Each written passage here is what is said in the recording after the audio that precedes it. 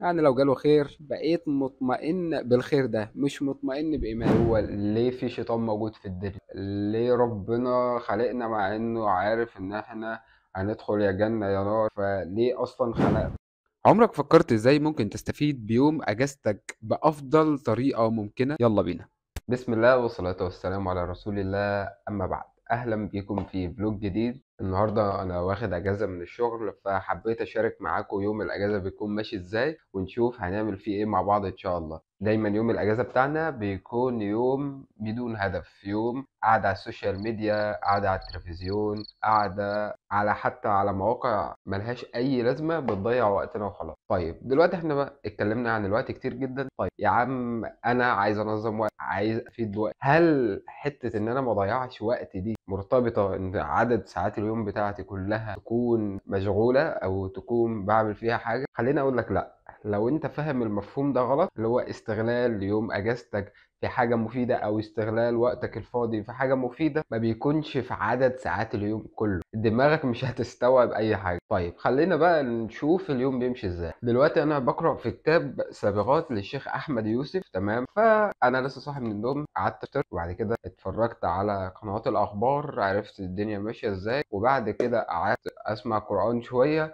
وبعد كده قلت نصور الفلوج بتاعنا النهارده ونقرا شويه صفحات من كتاب سابغات. طيب هل هقعد بقى 3 4 ساعات اقرا في الكتاب؟ لا برضه. انا بعمل ايه لما بكون مثلا عايز اقرا وحاسس برضه ان ماليش خلق للقراءه او مش وقته اقرا فيه؟ خليني اقول لك ان انا باخد بس اللي دماغي تستقبله. بمعنى انا لو قرات صفحه وبعد كده لقيت نفسي خلاص ان دماغي مش هتقبل معلومات تانية، خلاص انا بكتفي بالصفحه دي. فاستفاده بصفحه واحده احسن من ان اضيع وقتي على 20 صفحة وفي الآخر أطلع برضو بالصفحة اللي أنا قرأتها بس في الأول، اللي فهمتها من ال 20 صفحة اللي أنا قرأتهم. فالقراءة بتشرح لك الواقع وبتعرفك إزاي تتعامل معاه. كل كلام الكتب أو معظم كلام الكتب ما بنقدرش نطبقه على الواقع، هو مجرد بس بيشرح لك دماغ الناس ماشية إزاي. طب هل لازم تفهم كل دماغ الناس؟ طيب الشبهات الفكرية برضو نفس الكلام. إزاي الغرب بيخلي عندك شبهات في دينك؟ برضو أنت لازم تفهم الفكرة ماشية إزاي. في اسئله وجوديه كده بتيجي في دماغك، اللي هو انت بتبقى عايز تعرف اجابتها، عامله لك شبهه لدرجه ان في ناس بتطلع من الدين بسبب الاسئله دي. اللي هو ليه في شيطان موجود في الدنيا؟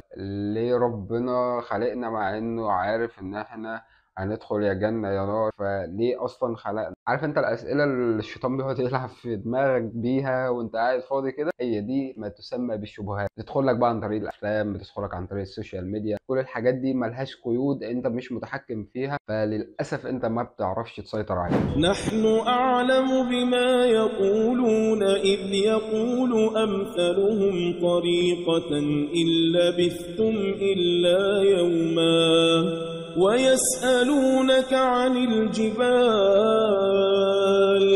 فقل ينسفها ربي نسفا فيذرها قاعا صفصفا لا ترى فيها عوجا ولا أمتا. طيب دلوقتي هنتكلم مع بعض او ملخص اللي قرأته ونحاول نشرحه مع بعض. هي حاجات بسيطة جدا وان شاء الله تستفيد بيها. اول حاجة هنتكلم عنها هي اسباب التأثر بالشبهات الفكرية في الواقع اللي احنا عايشين فيه دلوقتي. هما حاجتين بس، اسباب خارجية واسباب داخلية. بالنسبة للاسباب الخارجية هي شبكات التواصل الاجتماعي زي الفيسبوك وغيره. كل واحد عنده صفحة بيدخل يكتب اللي هو عايزه على الصفحة بتاعته ايا كان فكره ايه او بيتبع مين. تاني حاجة هي الافلام والروايات. لازم تعرف انت بتتفرج على ايه وايه الهدف من الفيلم ده، او بتقرأ رواية مين وايه هدف الرواية دي، لان كل حاجة انت بتطلع منها بالاخر او تطلع منها في الاخر بهدف معين، التضحية، الصبر، ايا كان فكرة الفيلم ايه. بعد كده التواصل والاحتكاك المباشر بالثقافات الاجنبية عن طريق الدراسة. في ناس كتير بتدرس في جامعات امريكية، بتدرس في جامعات فرنسية، او ايا كان الجامعه اللي هو بيدرس فيها. فالدكتور اللي بيشرح لك ده انت لازم تكون مركز قوي، هو بيدي لك معلوماتك ازاي. هل بيحط فيها حاجات الحاديه، حاجات عكس قيم دينك؟ كل الحاجات دي في مدرسين كتير جدا بتدخل في وسط شرحه في المحاضرات بتاعته بعض الحاجات اللي من النوع ده، فركز قوي وانت بتسمع لاي دكتور منه. بعد كده هي انتشار الشهوات او انتشار المقاطع المحرمه وغيرها. الحاجات دي بتضعف القلب مما بيدخل شبهات كتير جدا في قلبك وانت مش حاسس. واخيرا وهو التقدم المالي الغربي، معظمهم معاهم فلوس بيعملوا شركات انت شايفهم من وجهة نظرك ان هم ناجحين، لكن هم للاسف هم عايشين في اسوأ حالة مجتمعية الغرب مر بيها دلوقتي. كتير منهم بيشرب مخدرات، كتير منهم مشرد، كتير منهم مش عايز اقول لك ايه اللي او انت بتشوف الكويس، لكن الوحش هو للاسف هو مجتمع فاسد وملوش علاقة خالص بالحاجات الكويسة والحلوة والخيال اللي انت بتشوفه على التلفزيون. طيب لو جينا بقى لتاني حاجة وهي العوامل الداخلية، في كم عامل داخلي كده دول برضو بيأثروا على الشبهات عندك انت او استقبال الشبهات دي. اول حاجة هي ضعف اليقين بالله. فالامام ابن تيمية هنا بيقول: فعامة الناس اذا اسلموا بعد الكفر او ولدوا على الاسلام والتزموا شرائعه وكانوا من اهل الطاعة فهم مسلمون ومعهم ايمان مجمل، ولكن دخول حقيقة الايمان الى قلوبهم انما يحصل شيئا فشيئا ان اعطاهم الله ذلك، والا فكثير من الناس لا يصلون لا الى اليقين ولا الى الجهاد، ولو امروا بالجهاد لما جاهدوا، وليسوا كفارا ولا منافقين، بل ليس عندهم من علم القلب ومعرفته ويقينه ما يدرأ الريب، ولا عندهم من قوة الحب لله ولرسوله ما يقدمونه على الأهل والمال. وهؤلاء إن عوفوا من المحنة وماتوا دخلوا الجنة، وإن ابتلوا بما يورد عليهم شبهات توجب ريبهم، فإن لم ينعم الله عليهم بما يزيل الريب وإلا صاروا مرتابين وانتقلوا إلى نوع من النفاق. طبعا ضعف اليقين من الحاجات تعمل مشكلة بشكل كبير جدا في ثوابت الإيمان عندك، وضعف الإيمان عندك مما يدخل الشبهات كده، عارف انت ايه راكب عربية فراري وهي داخل، فلازم يكون عندك يقين بالله. تاني حاجة هي المشاكل النفسية أو الضغوطات النفسية. الضغط النفسي بيدخل شبهات بشكل كبيرة جدا. او دلوقتي انا واحد قاعد من الشغل مش معايا فلوس، يا عم ربنا سبحانه وتعالى ما بيحبنيش، ما رزقنيش النهارده. فالشبهات بالطريقه دي بتدخل لك، او الشيطان بيدخل لك من النوع ده اللي هو بيشككك، هو انت ليه انت دلوقتي مسلم وبتصلي والمفروض كل حاجه تبقى معاك تمام، فانت ليه قاعد مش شغال او ليه قاعد ما عندكش فلوس؟ فربنا سبحانه وتعالى برضو ذكرهم في القرآن: بسم الله الرحمن الرحيم: ومن الناس من يعبد الله على حرف فإن أصابه خير اطمأن به. يعني لو جاله خير بقيت مطمئن بالخير ده، مش مطمئن بإيماني. يعني أنا جاي لي فلوس بكرة فأنا اطمنت بالله إنه هو هيرزقني، ولا اطمنت إن في فلوس جاية بكرة؟ للأسف هو بيبص لإنه طمن إن في فلوس جاية بكرة، ما اطمنش بإن ربنا موجود وهو اللي بيرزقه. أما بالنسبة للمؤثر الثالث هو ضعف الجانب التعبدي وخاصة أعمال القلوب. مفيش حد مننا بيعتني بقلبه ولا بيراقب حتى مستوى توكله على ربنا سبحانه وتعالى. يعني من الآخر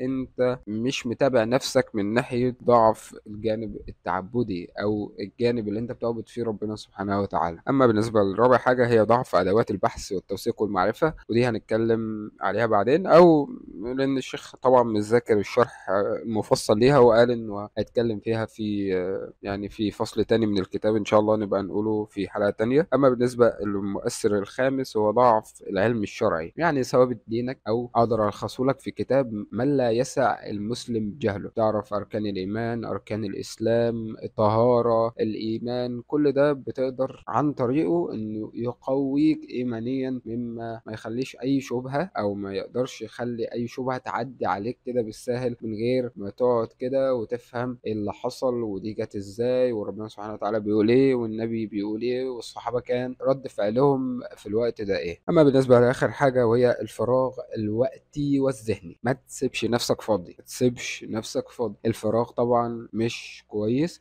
الشيطان بيدخل لك منه وبيدمرك نفسيا. طول ما انت قاعد فاضي انت سايب نفسك للشيطان. فدايما اشغل نفسك كده بأي حاجة مفيدة: سماع القرآن، قراءة القرآن، استماع أحاديث، استماع حاجة مفيدة تقدر تفيدك ثقافيا أو إسلاميا أو دينيا أو أيا كان. المهم إنك ما تسيبش دماغك للسوشيال ميديا وما تسيبش نفسك إنك تكون قاعد فاضي. ده هيضرك أنت شخصيا وذهنيا يعني بص، أنت خلاص أنت مش هتكون قادر تعمل حاجة بعد كده وهيحبطك بشكل كبير جدا. بس هو ده كان ملخص اللي انا قراته، اظن حوالي 5 صفحات، يعني استفدنا بيهم مع بعض، ويلا نشوف هنعمل ايه تاني.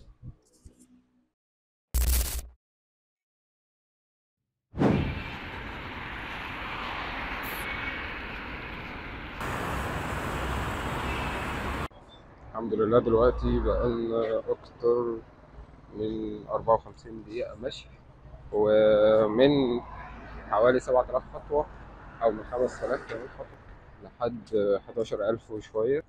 من أكتر الحاجات اللي لازم تعملها وأنت في أجازتك هو إنك تمشي، ما تعتمدش على إنك تاكل وتريح جسمك طول اليوم. مش هتستفاد حاجة بقعدتك، فلازم تحرك جسمك بالظبط زي ما بتحركه في شغلك. حتى كمان لو الشغل بتاعك من النوع اللي هو قاعد ما بتتحركش، هتحتاج انك تزود من حتة انك تتمشى كل يوم بنسبة اكبر كمان من اللي احنا بنمشيها. لان طبعا موضوع ان يكون عندك دهون زيادة هيأثر عليك في حاجات كتير جدا، فاتعود تتمشى كل يوم كده تدريجيا لحد ما توصل لليميت كويس. كمان موضوع الساعة بيشجعني أكتر شوية، إنه بيشجعك إنك تتحرك أكتر وبالتالي تعمل عدد خطوات أكتر. Brother requested and my father insisted. Well, I said, okay, fine, no problem. We agreed. And that time I was just a follower of my, of my brother and ready to assist. So, my elder brother was the main person who was in the front. تكملة لباقي اليوم بتاعنا، بعد ما خلصنا ال5 صفحات قعدت ألعب على التليفون شوية، وبعد كده نمت، وبعد كده صحيت، لبست ونزلت أتمشى شوية، بعد كده رحت لواحد صاحبي، وبعد كده رجعت تاني قعدت على التليفون بتاعي شوية، وذاكرت شوية محاسبة علشان أطور من مهاراتي شوية في المحاسبة، ومن ثم اتفرجت على البودكاست بتاع دكتور زاكر نايك. لكن توضيحا ما اتفرجتش عليه كله، كان بس تلت ساعة منه، وبعد كده نمت. يوم اجازتك لازم يكون شبيه بحاجة زي كده. اول حاجة انه يكون مريح بالنسبة لك، تاني حاجة انه ما يسببش اي ضغط عليك، فاستغل وقت اجازتك استغلال مناسب بالنسبة لك. انا بستغله كده، انت استغله في حاجة شبيهة لكده. ان انت طبعا مش هتعرف تطبق نفس اللي انا عملته بالظبط، كل واحد ظروف حياته غير التاني، ما تروحش تتفرج على ناس وتحاول تطبق نفس اللي هم عملوه بالظبط. حياتك انت مختلفة عن حياة حد تاني، فانت ادرى بنفسك وادرى بازاي تبسط نفسك وفي نفس الوقت ما تكونش مضغوط. لو استفدت من الحلقة فانا بشكرك جدا على انك اتفرجت على حاجة زي كده واستفدت منها، وبتمنى ليك الخير طبعا من كل قلبي، واشوفك على خير في فلوج جديد، والسلام عليكم ورحمة الله وبركاته.